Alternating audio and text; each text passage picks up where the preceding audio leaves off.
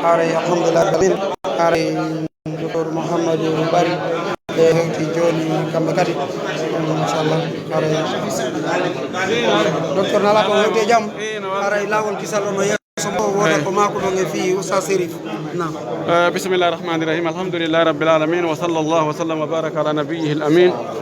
wa ala alihi wa sahbihi man tabi'ahum bi ihsan ila yawmiddin inna lillahi wa inna ilayhi raji'un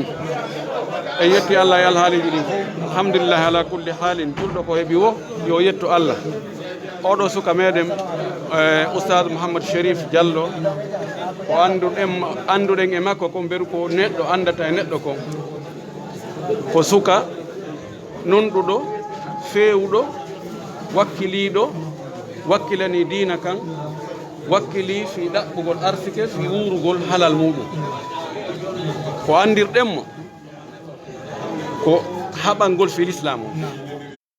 jangingol waajagol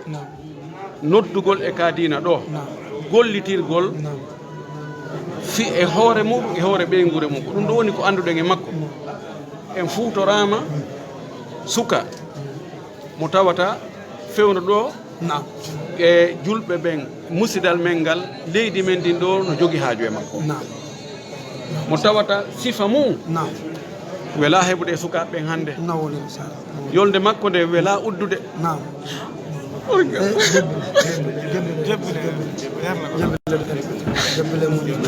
soriki Allah yo Allah fewne yafnatmal janna yotno bakkataji makko wala no zakki ala llahi ahadan e ganda ko wirni ko ko Allah andi kono ko feeñi ko suka hulowo Allah suka wakkiliɗo rewgol Allah wakkili Allah yurmo yo Allah yafko natmal janna amin on jarama fota albarka docteur haray on weltanama on jarnama fota inchallah haray on jeeyi ko docteur en bojji kon haray tigui on hiɗen hewtinde kadi micro on e oustaz Mouhamad Tayyibou Ba haray kamɓe kadi woɗa koɓe maki fi ela Chérif inchallah assalamu aleykum wa rahmatullahi inna lillahi wa inna ilayhi raji'un haray ko wawde wiide fi oustaz Chérif Oustaz Chérif ɓura ko docteur Mouhamadou Wuri Bari maki fi makko kon kamɓe docteur Mouhamadou Wuri Bari gaynugol maɓɓe timmingol alluwal ngal ka leyɗe arabe seno ga ari menen e Oustaz Chérif en min yangodino mi weldino min nabidi aray Oustaz Chérif min komi si wiye yewtu fi Oustaz Chérif tigui on en fuɗɗoto ɗo yewten ha ko arata kono ko wawɗen tu wiwde Oustaz Chérif komi andi e makko kon ɓi mi andi Oustaz Chérif komi andirimo ko piiji tati janngugol e jannugol e noddangol Allah subhanahu wa ta'ala janngugol e jannugol e noddangol Allah subhanahu wa ta'ala Oustaz Chérif ko modèle hande ka wonno ɗon ko dendanangal sukaɓe fewniti ɓen e zamanu men ngun ɗo wona sukaɓe fulɓe ɓen tungoy ko kala suka ka woni e nder aduna Allah on no wawi ñentindemo jokkamo e ko wonno e mum ko telemma sengo ko Allah moƴƴorimo ka mbaadi makko telemma sengo ko Allah subhanahu wa ta'ala moƴƴorimo ka gandal makko ka faamu makko ka needi makko ka yankinare makko ka tippitare makko e softugol makko fi kurkanagol diina kan softugol makko fi kurkanagol diina kan sifa makko ɗuuɗa fewndo ɗo e me en wonɓe dogude e on terrain ɓe e o dewti ɗon kañum kadi goɗɗum ko tata buy ɗuuɗa e muɗum wakkilagol yango kurkano ɗaɓɓugol halal muɗum hara wonali taalibajo doomowo taalibajo yiilowo mukkal taalibajo torotoɗo haɗi Oustaz Chérif no woɗɗodiri awa ɗum noon kadi ko qualité goo kadi mo Allah subhanahu wa ta'ala moƴƴori Oustaz Chérif e ka suuma e ɗo o radio mo jonna États-Unis tigi on softande makko nden e fi radio on haɓɓitagol dennangal karmakoɓe nokku on ɗo waɗay konngol e radio min mo ko radio ni ɗum ko personnalité morale na ko mayata a wata gol wadde ko fi ko programme a fi duuɓi temedere waɗugol ɗum e nder yontere mi haalnimo ɗum on gelike o jokkayno langi fi radio on ha wonde bisimindi metotako min duuɓi ɗin to wi seeɗa horugol ngol yadata e waɗgol émission ji ɗiɗi ñalla on mbami kono arayno ka suudu haray ko yewɗen fi Oustaz Chérif o e wata yewtude ha hattoya haray min miɗo tori jama o yo waɗan Oustaz Chérif ko luttata kon ɗum won ɗum ɓay ko kurkaniɗo yangani kaɗo dina si sokeje fottinama koloyru waɗama koloyru waɗe anni e kala ko ƴoga ɗon baraji ɗin kanko jeeyi ma ɗum juulirde ma l'école ma sifa ɗum parce que c'est un monument on peut le dire comme ça c'est un jeune dévoué un modèle un monument donc de fait qu'on a perdu ce grand monsieur c'est une perte énorme pour toute la communauté musulmane à travers le monde entier. Aray ko duwante to salam. On jarama albarka haray den ok Oustaz. Oustaz ya fe la mengarte modo. Haray Oustaz haray nam. Haray on jarama haray men faala jonde do musibbe men arabube. Nam. Yangaduɓe Oustaz Chérif tawaɓe e newɓe Oustaz Chérif jannimo eltimo e o laawol da'wa ɗulle ko karamo ko men hiɓe inne Oustaz Mous'ad Rajab haray kamɓe Oustaz Chérif ɓe yanngodi moƴƴa men yanngodi moƴƴa haray ɗen jonde ɓe konngol ngol ɓe wooda seeɗa ko ɓe maaki fi Oustaz Chérif awa inchallah تفضل يا أستاذ الحمد لله والصلاة والسلام على رسول الله سيدنا محمد عليه وعلى آله وصحبه ومن والاه. قال الله سبحانه وتعالى كل نفس ذائقة الموت، وقال سبحانه وتعالى كل من عليها فان ويبقى وجه ربك ذو الجلال والإكرام. فالموت كأس وكل الناس شاربه، ومهما طال العمر فلا بد من دخول القبر. ولو كان هناك أولى الناس بالبقاء في الدنيا لكان رسول الله صلى الله عليه وسلم، لكن جاءه ملك الموت وقال له يا رسول الله إن الله قد خيرني إن شئت قابضا وإن شئت زائرا. فرفع الرسول صلى الله عليه وسلم يده إلى السماء وقال بل أريد الرفيق الأعلى. ففهم أن الرسول صلى الله عليه وسلم ارتضى بقضاء ربه ولقائه. فالمسألة محتومة والمسألة محسومة والمسألة ضرورية، رضينا أم لم نرضى. ولكن إذا كنا نتكلم عن الأخ شريف رحمه الله تعالى، فوالله ما أقول وما أشهد إلا بما علمت، كما قال الله سبحانه وتعالى ما شاهدنا إلا بما علمنا، وإني لا أزكيه ولا أزكي على الله أحدا. كان أول لقاء لي في محاضرة في كوزة في شهر سبتمبر عام 2013، وكانت قد نظمت محاضرة، وكان أول لقاء لي به في هذا المسجد، وكان يحضر معنا أخونا الأستاذ محمد طيب، وكنت أراه يتحدث. الأخ شريف في كلمات بسيطة، والكلمة هي خاطرة لم أعد لها. في مثل هذه المواقف الإنسان لا يستطيع أن يجمع كلمات قد تكون يعني مرموقة، أو فالأفضل أن يتكلم الإنسان بما رأى وبما في قلبه. وأنا والله ويشهد الله سبحانه وتعالى منذ أن عرفت هذا الشاب ولا أزكي على الله أحدا، أعرفه من الذين يعملون في صمت، وأنا كنت قريبا منه جدا في عمله. كان قليل الكلام، لا يتكلم إلا إذا طلب منه الكلام، وكان رأيه سديدا، وكان إذا تكلم ما نطق إلا بالحق، يشهد الله. وكانت المجاملة عنده لا تتعدى أسلوب الأدب في المجاملة، كان أسلوبه رقيقا ومؤدبا، كانت أخلاقه جمة، كان يتحرك بالدعوة بقدر استطاعته، لكن لا يألوها جهدا، ويتحرك بها كما يتحرك الابن مع والده، رغم انشغاله ورغم تجارته رحمه الله، إلا أنه كان دائما في عقله وفي فكره وفي دمه الدعوة. الأخ الشريف رحمة الله عليه ترك فينا فراغا،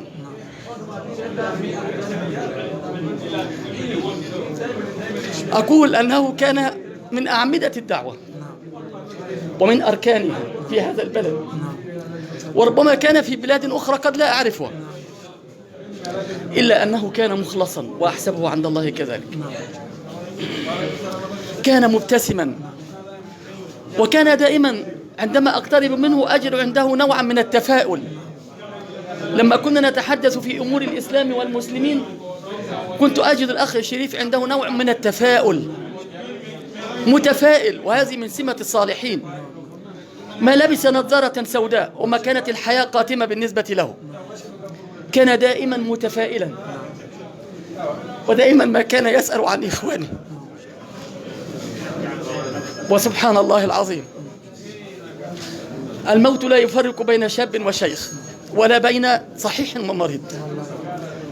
كنت دائما أسأله أن يدعو لي، بما أنني مريض بسرطان في الكبد، كنت دائما أسأله أن يدعو لي. فسبحان الله، يأتي اليوم الذي أدعو أنا للأخ الشريف،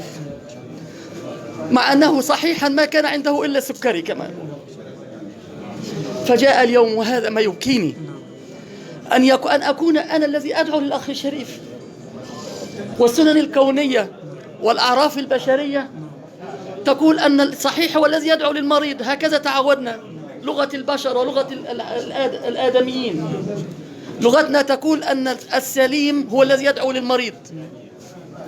ولكن ربما تكون هذه الكلمة الأخيرة لي في غنى كلك، ربما تكون هذه الكلمة الأخيرة، وما كنت أريد أن تكون هذه الكلمة في حق أخ غال علينا جميعا، وعلي أنا شخصيا، الأخ شريف. وما دامت هي هذه الكلمة الأخيرة لي في غنى كلك، والله أعلم ستلتقي القلوب والأجساد أو لا تلتقي، لكنني أنعي نفسي وأعزي نفسي وإخواني في الأخ الشريف، وأقول إن كان يسمعني الأخ الشريف في رحمة الله وفي ذمته، فإن مات شريفا فهناك 1000 شريف سيكون مثله لنصرة الحق ولدين الإسلام والمسلمين. إن كان قد رحل عنا بجسده فأنا متأكد ومتيقن، والله يشهد على ما في قلبي ولا أدري ما في قلوب البشر، أنني لا أنسى الأخ الشريف، لا أنساه ما دمت حيا. وأقول للإخوة أيضا لا تنسوا أخاكم، لا تنتهي الجنازة وينتهي معه سيرته، لا أبدا. الأخ الذي ترك فينا أثرا وترك في الشباب أثرا، بل أقول أنه ترك في النساء والبنات أثرا، وكم نظم من محاضرات نسائية، وكم كان له من صولات وجولات في الدعوة، لا يجب أن تنسى فور أن نضعه في القبر. وأقول لك أخي الشريف في رحمة الله وفي ذمته، ونحن على الضرب سائر، ومن خلفك إلى أن نموت إن شاء الله ثابتون، نسأل الله أن يثبتنا. وأقول للإخوة هنا أحبابه وإخوانه في غنيا كونكم، سيروا على ضربه وانهجوا نهجه، لأنه كان ضربه ونهجه وسنته هي سنة رسول الله صلى الله عليه وسلم. فأحرى بنا أن نكمل هذه السيرة وأن نكمل هذه السنة، وأن نسير مع الشباب والنساء والبنات، أن نسير معهم كما كان يسير. أما عن بيته وأزواجه وزوجاته فأقول لهم ستلتقون إن شاء الله، وبلغوا هذا إلى نسائه سيلتقون به في الجنة، لأنه أخ صالح وشاب طائع، فكم كان طائعا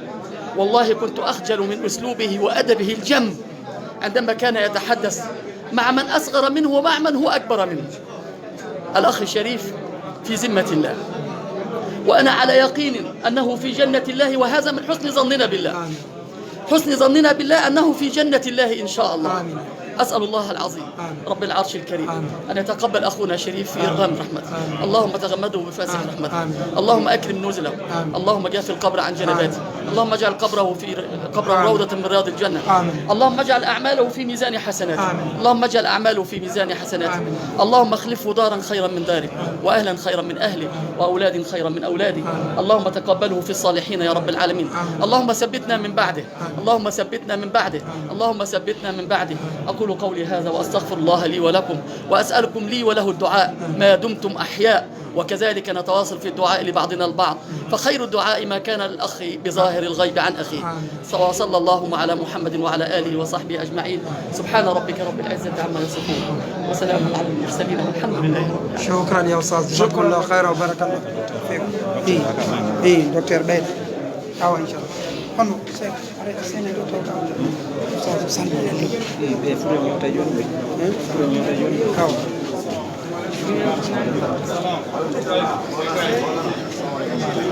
alayhi salam wa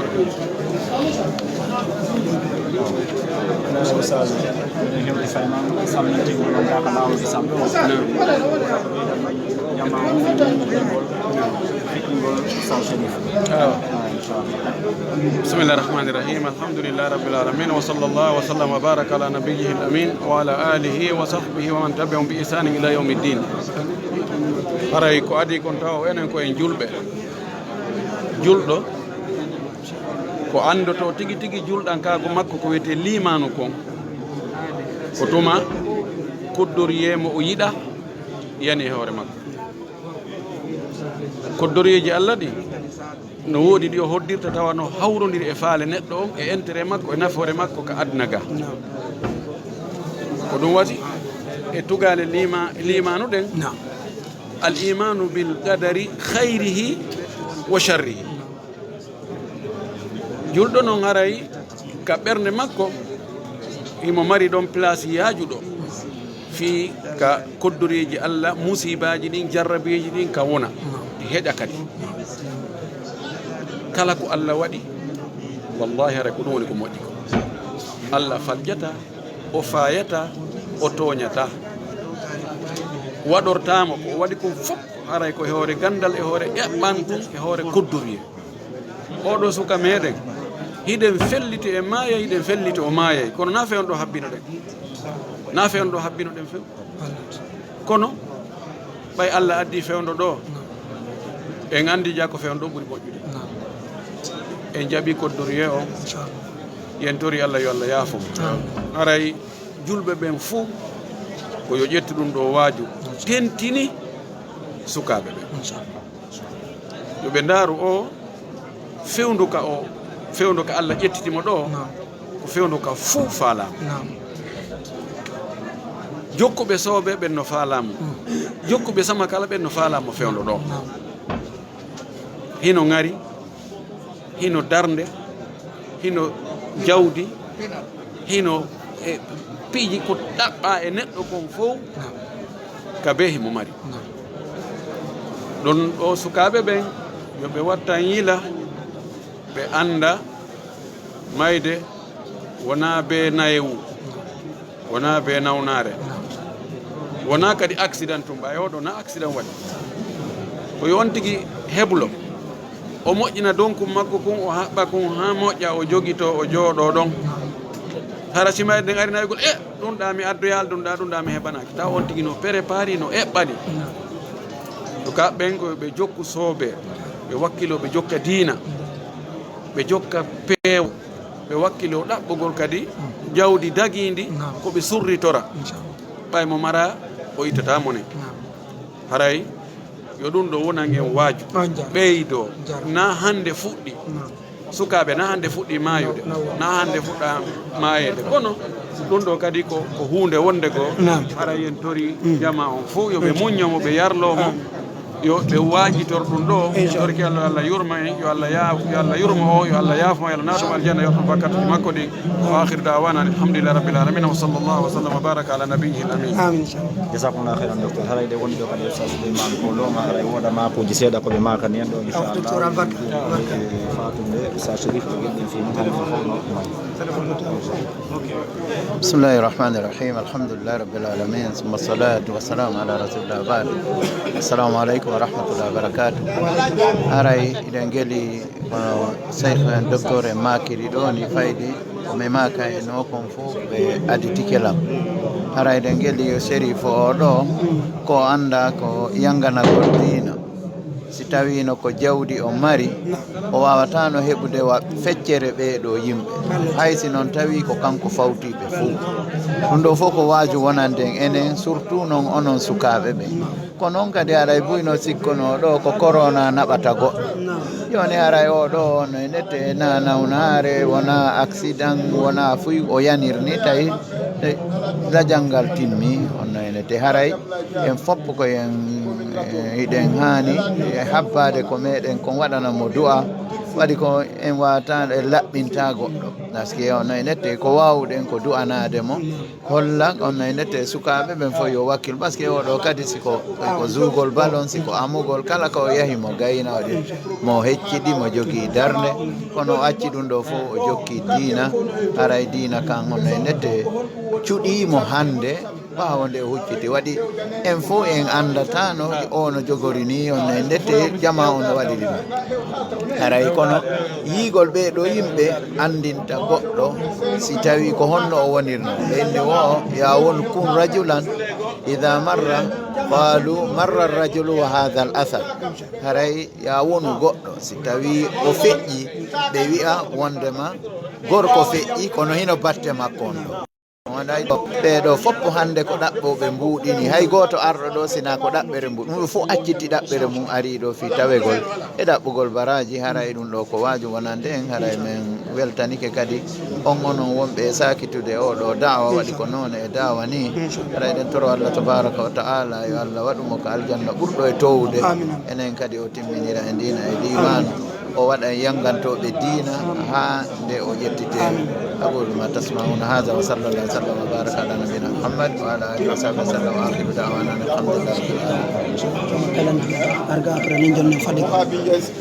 docteur haray ko won ko mako ɗon haray musidɓe men ɓen no jenti o ɓe nder aduna ɗon ko ɗuuɗi docteur bismillahi rahmani rahim alhamdulillahi rabbil alamin wa salatu wa salam ala rasulillah wa ala alihi wa sahbihi tabi'in lahu bi ihsan ila yawmiddin wa ba'd batta julɓe hay e goto e me en mo toraka yo yarlor fi Allah yarlano Elaji Sharifu Diallo o eɓi e juuɗe men te en wi'u fewndo en miijata so jentike khutba makko on e juma feƴƴunde ko o yewti fi gaburu ko o yewti fi lajal ko wallahi on wi'e himo yeeta o wonata yontere yewtere nden fof ko jonni ko wonde himo jonniti Allah e hoore himo dari himo yaltiti himo selli mayde landaki ko jelu o bi honde o nawni lajal si ari ngal ƴettay hay mo nawna ko ɗum ɗo holli en turki jama am fof yoɓe yarlo min nani hanki mo yewta fi ɗoftagol nene e baba min ni hara mi andano mo hara na o sabujo annum hara na gotum men gollata mi yahayno mi tawe ko wattinte ko hakke man ko welimmi ko o yewti ko mi haɓɓitin partage ay kono dande Facebook ko dugula majjitirinmi lutti joni komi jogui kon e fi ko yewti kon hotoba makko wayruɗo on e ko yewti fi réseaux sociaux ko talibajo wonɗo e nafude jama on Allah yo taw haɗa wardike mo ko ha honto o yewti fi battane neɗɗo o wi o ƴetti dalilji hittuɗi woka aadan sutti toon koye suudu ndu o mahi fewndu o wuuri ndu sino moƴƴi awa koko moƴƴi si moƴƴa yo Allah dandu en torki Allah yo taw hino moƴƴi wuringi Allah ɓeyduma moƴƴinanta ko jikkaɗo do komo jikkuɗen komo jikkodirɗen min min wayrindiri seeɗa kono hari meɗen tinda hay ka an toon komin sabu kadi laɓe ɗe pere ko sabuɓe amen ko yetiraɓe amen ko emin hawti karamo ko kadi min yeehi toon nande wotere joni haray ko ɗum ɗon fo en jogaki ko yewte ñande goɗɗo feƴƴini en torotoɗen Allah taw ko satti kon o feƴƴini Allah yo taw koko satti kon o feƴƴini waaju watta ko ɗum ɗo yoni waajugoy wano oɗo sagata no darorinimo ɓe no faala hay gaño yelata ko yo iw wona fi giɗo kono ko Allah ƴeeyi ko Allah ƴettiti en accay ka Allah waɗi ɗon o waɗani en yo waɗan en waaju o waɗa yo en waajitoro allahumma salli ala sayyidina نعم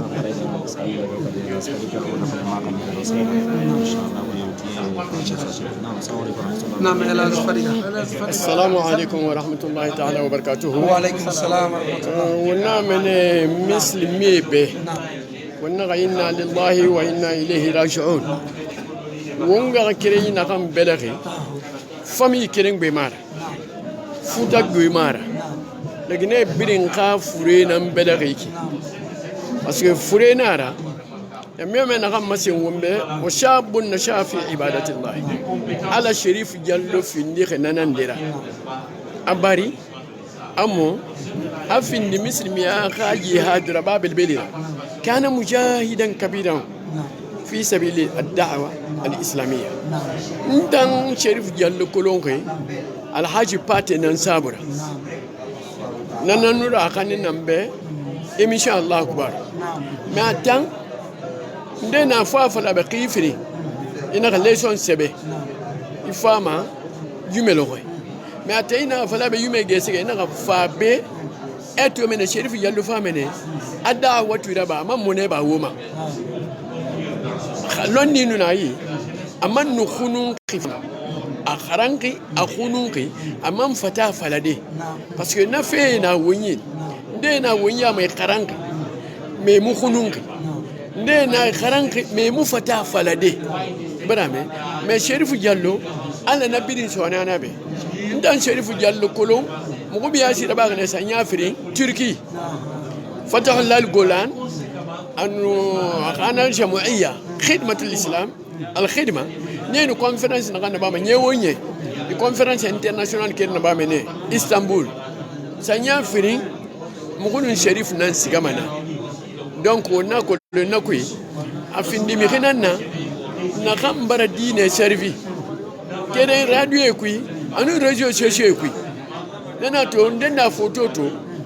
bida ko le men gena ena yi foni ke bar lakara e ko le men da'wa raba fa ina siyake wonna mena khabile be surtout wonna man misa wamula mo ngani misa ka fera parce que asaki bara fam asiyane wondan na hankulo wa man zaki ala Allah hadan wa mun ko to kama ama to iya magban san na kan faki foni ke ka fere na kan munya to go sulli iya ma duniya ma to ba na kan mobiliser amene na kan ministre nara amene na ga chef de l'état nara kala na rabba mi ka furebe ila mene ka fa ina alhamdulillah ba watan ne ga finda boreda mo ga mene wobe yandi wo ga sabari me wonga le kuna lana qudwa akhafini wombe qudwa tuida wonga bira ka kira fora alko wonyi misilmi arsabati makana kala gine koy alko misilmi arsabati kiyana ka duniya koy wombara wombirin kunfa ba wombirin kasabari wonga suka alabe wonga ya karan ya ayyatuha nafsul mutma'inna irji'i ila rabbiki radiya fadkhuli fi ibadi wadkhuli jannati alga narba be alga kan bi fan sabati alga bon sai sabati Allahumma salli ala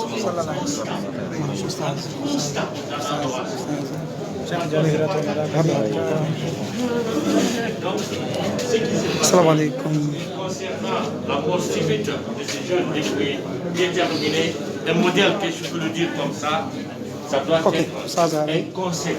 ça doit être un réflexe, n'est-ce pas, pour tous les jeunes musulmans à travers le monde. Actuellement, la mondialisation, n'est-ce pas, no profit bayru tangu no yaw tu okay mo wala hella awa jalla alhamdulillah bero naam naam ustaz naam طيب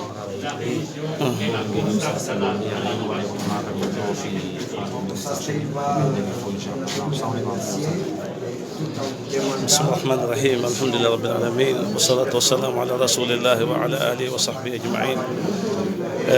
هذا يمسك بجلب يد الله سبحانه وتعالى يقول دنيا محمد صلى الله عليه وسلم هذا أستاذ شريف كونت دو ميدن ينغني دو كادو دينا هذا en heewi heɓude fatulleji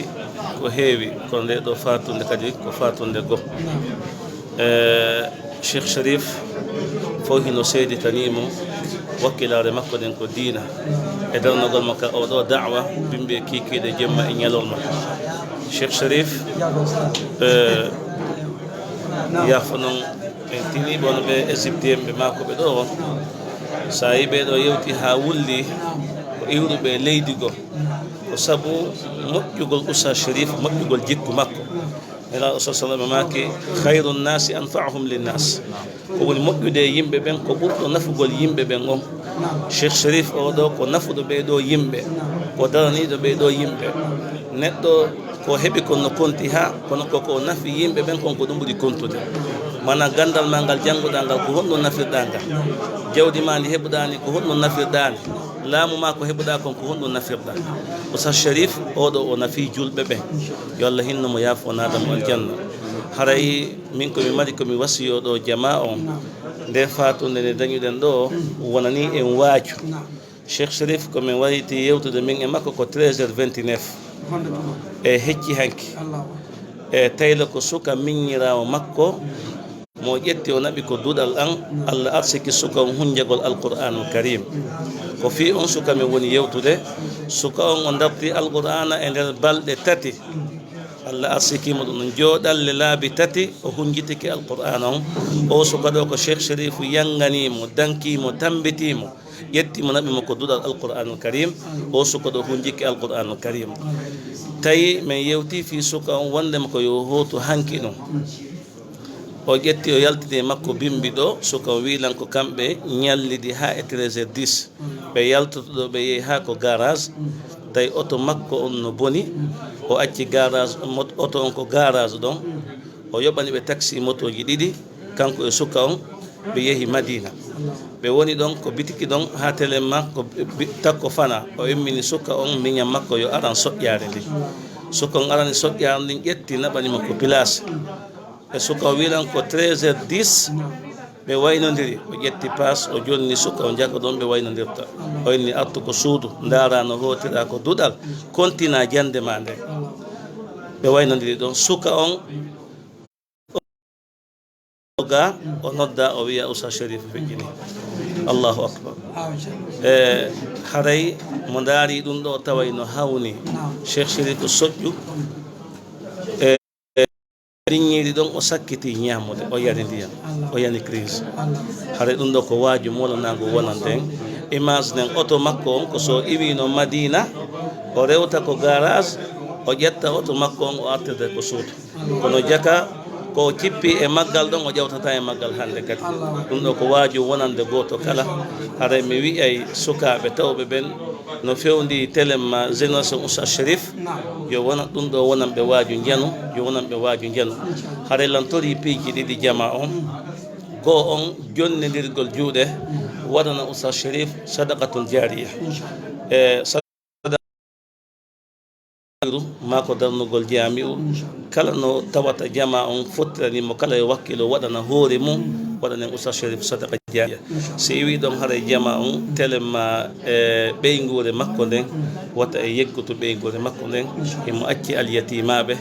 haray ɓay ko enen dogiti e makko haalaji makko timmi o hikkori yeeso meɗen enen ɗen ɓaawo ɓeygude ko acci ɓaawo ko wonta en yeggutu ɗum enen kadi ganda ko hodde tuma torki Allah subhanahu wa taala yo Allah hinnomo yaafo yo Allah naatumo aljanna moƴƴereji kala ko waɗi ko yo Allah jaɓanmo kala ko woopi ko yo Allah yewta الله سبحانه وتعالى يظلم الجنة الفردوس الأعلى برحمتك يا أرحم الراحمين لا حول ولا قوة إلا بالله وصلى الله على نبينا محمد وسلم. شكرا جزاكم الله خيرا. نعم معك يا أستاذ. أري من إندان كو جالو محمد بوي بينا مي الله جي بوي غرامبه. نعم. اللهم صل على محمد وعلى آل محمد وسلم. سلام. أري أستاذ سيريف جالو. نعم. ko menen woni yerube ko menen fijidi gila ko men jogi duubi sappo ko menen woni fulawa goto kan kaynete labede pere min miɗo jeeya ka wiyete garambe ko e nder sous préfecture goto kono serifo usa serifo ha hande e nder ko men zuwata ballon kon ko woni payku yagal e ko men jindidi kon ha hande futuro hewade mo ka yaasi ko payku yagal andira kon ado kelle fuye taho Allah subhanahu wa ta'ala tagumo ha gayni suɓimo moƴƴinimo ka bobo yagal makko e ka payku yagal makko nde paykoy koye waɓe no menen me way fo meɗen dogayno men doga mawɓe amen ɓe me fijoya ha niɓɓa kanko himo dogude himo ɓaawo babe makko no make alaji madiw laɓeɗe pere donc haray ɗum ɗon Allah ko seede menen kadi ɓeeri komin manditi e makko ko men seede babe makko no tawa e mawɓe attiɓe darnude galle ha gayna darna jullude ka nder galle ɗum ko Daka kaynete Texas ko anda Texas e nder labbe kala anduɗo labbe andi Daka haray hormande ndu ko wiyete fijindaro kon ko wiyete Texas ɗon ɓen mawɓe ko ɗo waɗi galle waɗi jullirde haray o suka himo ko ɗon o ne'a o jandi ɗon Allah hokkimo ɗon peewal e nder ndum fijindaru ko fijete kon fof kanko ha hande goɗɗo fottali e makko ka fijete Oustaz Serif no woodi anduɓe Oustaz Serif no gasa ko hewtiri telen Konakiri ɗo ma ko janɗi seeɗa o anda ka lycée ma ka collège kono anduɓe muɓe gila ka école primaire e no ne'ira noon ka boboyagal makko ha o janɗi o takki mawɓe makko ɓen surtout babe makko andaɓe laabe haray ɗum ko goɗɗum goo haray e wawata sifade ɗum fof ɗo haray tan on permettata en wolugol fi ɗum ɗon fof kadi ɗo kadi hande ka o fewndi ɗon wona wolugol fi makko piiji moƴƴi ɗin tun fewdanimo mo ɗaɓɓi du'anede haray enen ɗo ɗum ɗo wonani e waaju ɓa enen ɗo fof hiɗen ande maayay kono mo kala no sikkude siwa mayde mo kala e meɗen no felliti maayay kono mo kala no sikka siwa donc haray mayde Oustaz Serif Diallo wonani sukaɓe ɓen ɗo ɗe wajibi molanaɗo wonande wajitortoɗo yo Allah subhanahu wa ta'ala waɗo e wajitortoɓe fatunde Allah subhanahu wa ta'ala waɗo en ɓe tawata mayde waajay no rasul sallallahu alaihi wasallam makiti noon juure gaburuji ɗin fiyon anditu fi hoore moɗon hande Oustaz Serif ka woni ɗo haray tama molanaɗo enen ɗo ko anduɗen e makko e ko yaltite e makko ko ɓa ko suuɗi kon ko Allah subhanahu wa ta'ala andi ko suuɗi haray ko suka tanƴinanaɗo ko ɗum waɗi kala mo yiwɗon hewti ka fatunde makko ɗo hande no yasi ko eman nangi on tigui sago makko na yo buusu ɗo yimɓe arin ɗo woɓɓe nulan ɗo ɗen no faala dawde rewa ga hiwro yaha si heɓoye feere arta tawte watte gongo si heɓoye ari feere hiwro ɗo mi noddirino e ɓen ɓe woɓɓe hewti ɗo guillandema e 8 heures mbiɗo suuti ɓen ha joni ɓe jooɗi ɗo ɓe wawali hay yaltude ɗum ko dokkal Allah noon donc haray subhanahu wa ta'ala okkimo gurdam moƴƴan Allah subhanahu wa ta'ala okkimo mayde moƴƴere en turki Allah subhanahu wa ta'ala Allah okkumo battane moƴƴo o wernamo ko jannatul firdausi l'ala ko neɗɗo wonɗo andintinde umma on e nder aduna Allah on ko fi honɗum woni ko tagana ɗen o andini en fi jooma meɗen o andini en fi rasulu sallallahu alayhi wa sallam ko honɗum gonɗon nelira ɗum ɗo fof ko yurmede wonande o tagore ɗo wonande o jama surtout génération makko on o ala e haɓude no saykoɓe ɓe makiri noon o ala e iwnude ɗo no ndiyan no sajude ma ɗum nangue no yalti pandi ma ɗum no jemmini o ɗo koye noddugol dina kan ko ɓuuri men ngalɗinde ko tawi himo wadde kasbul halali on kadi alhamdulillah rabbil alamin Allah no udditimo kadi arsike on e hoore ɗum ɗon himo hejjindini ɗum ɗon e nder ɗi golleji ɗi o wona yirede ɗo ɗen ka noddangol dina kan haray hiɗe weltani Allah subhanahu wa ta'ala tawde hiɗen andidiri e o hiɗen jeydi e makko hiɗen yewtida e makko ado hande hara hiɗen toranimo Allah subhanahu wa ta'ala yo Allah subhanahu wa ta'ala waɗanmo lahara fotode yo malaikatul rahmanu en jaɓɓamo ko golle e moƴƴereji ɗin kon foppo ko anda ko yo Allah ƴettanmo ko wopiti ko boni kon fof ko golle yo Allah accanmo yo Allahu nadumo jannatul firdawsi yo Allah waɗu barki e ɓeygureji ɗi waccitiri ɓawo gaɗin yo Allah okkumo ka gueɗalɓe makko e ka famille makko toon lontotoɓe mo hara ko jokkayɓe ko jokkuno kon si ɓurali hara jasali e nder ɓiɓɓe makko ɓe o accit ɓawo ga ɓen yo Allah waɗu barki e ɓeygure makko nden yo Allah waɗu barki e huwodiraɓe makko ɓen yo Allah waɗu barki e golleji ɗi waccitiri ɓawo gaɗin yo Allah o arsi ko wuruɓe ɓawo makko ɗo ɓen gollal ngol mo ko tawata ñande o e ñande himo hendade baraji nafoore ko golli ko giɗen andi kanko o gollani hoore makko no Cheikh Salman Ly Makiri ni sadakatu jariya hay vidéo hum gotum kungo waɗi ɗo ko yonayi ñande o ñande so goɗɗo heeɗi kekum on ti heeɓi nafoore ɗum tawoyemo toon ɗen hara yiɗen andi tan on ko raɓɓi ɗuɗum hara jama o yafoto allahumma salli ala muhammadin wa ali muhammadin wa sallim docteur Ba no ɗo 2 minutes docteur Ba assalamu aleykum wa rahmatullah haray ka lawol kisal waw mabde inchallah وعليكم السلام ورحمة الله وبركاته. وعليكم السلام ورحمة الله. نعم. الحمد لله والصلاة والسلام على رسول الله. نعم. وعلى آله وصحبه ومن والاه وبعد. أريك أديك إنسان من جماعة فو. يعني السلام عليكم ورحمة الله وبركاته. سيدي يوتي هراي دوداكو ديوتتين يكو بماككم. نعم. أريك هيورا قلتم جماعة فو. ترى جماعة يرلو إن لله ما أخذ وله ما أعطى وكل شيء عنده بأجل مسمى أراي كو يرلو دو مسيدو مين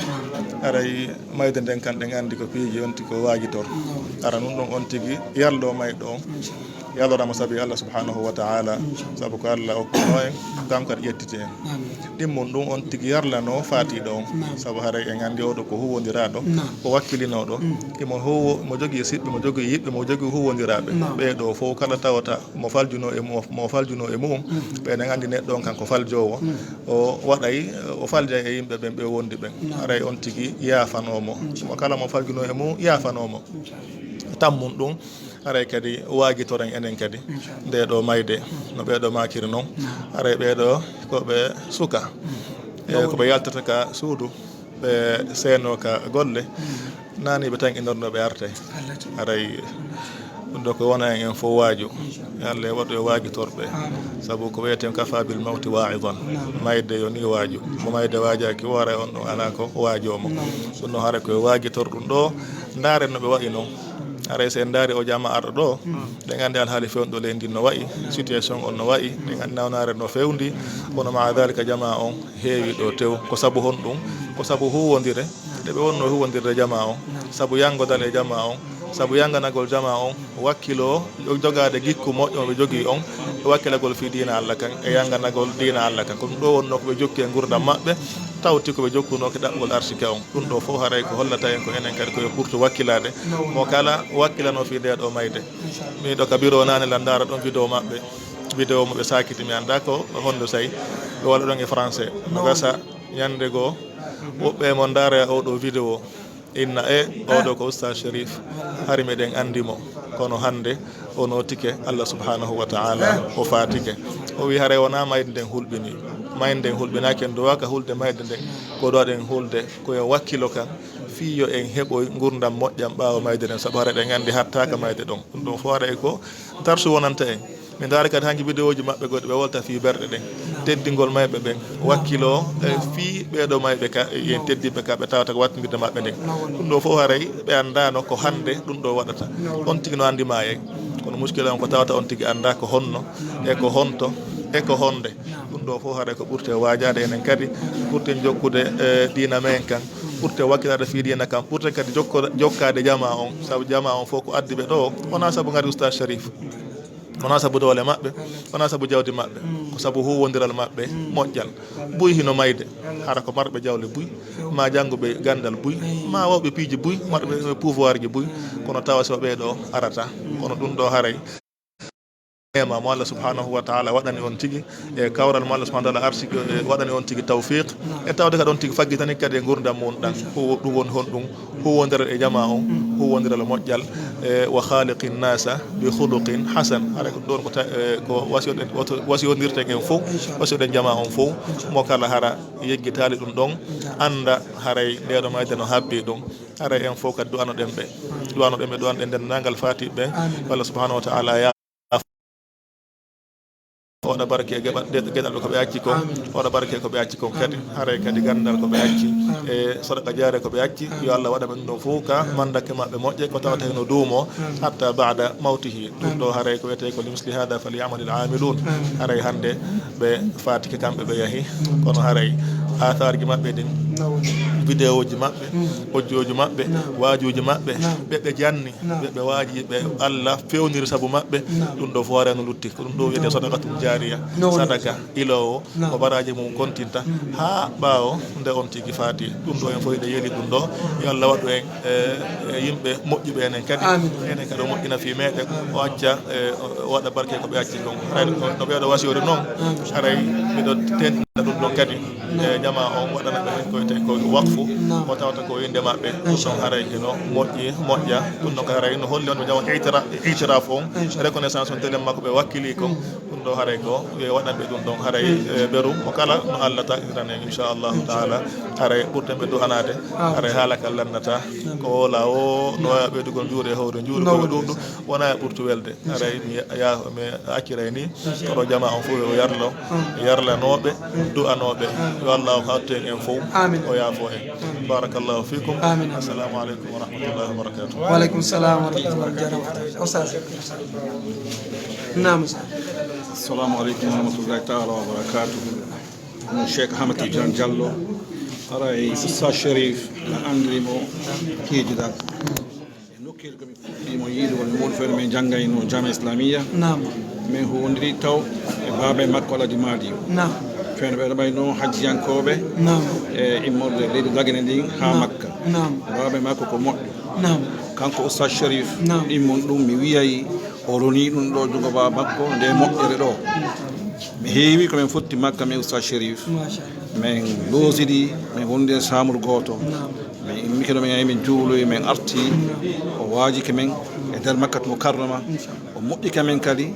o wondiri hontingol howruɓe o waɗi ɗum ɗon alon tuma mo jogui biye makko fokkotugol Dubaï o wacci men Makka ɗon ɗon kadi o moƴƴinima min fota ala nden ɗon moƴƴere min to Allah subahanahu wa taala yo woni ko misanu hasanat fi yawmi qiyama fi makko kanko Oustaz Chérif Oustaz Chérif ko moƴƴo ay otol makko ngal so ƴettingal ɗo fokkiti Madina ka galle makko to fokkiti Madina so hawrodiri e miskimɓe hatunjimɓe ballal makko o ƴettayɓe walla oto makko ha ɓe hootoya ka place ji maɓɓe ala Oustaz Chérif ko aalen neɗɗo yankinaniɗo Allah subahanahu wa taala o holintinaki imo ko dewo ko dokko ko nonɗuɗo assalamu aleykum wa rahmatullahi wa barakatuh wa aleykum salam wa rahmatullahi sa sen barko jarama weltani ko moƴƴa haray Allah subahanahu wa taala weltano ɗeɗom jogo sen 6% mi kadi aɗa wiɗi haray musidɓe julɓe tedduɓe on galike ko karama koɓɓe maki ko i haray ɗo inchallah ko ni woni ɗo fedore haray tigi tigi on ko nowoliri haray yewtiɗo fewdo ɗo haray tigi tigi on ko woni ko fewndi inchallah assalamu aleykum wa rahmatullah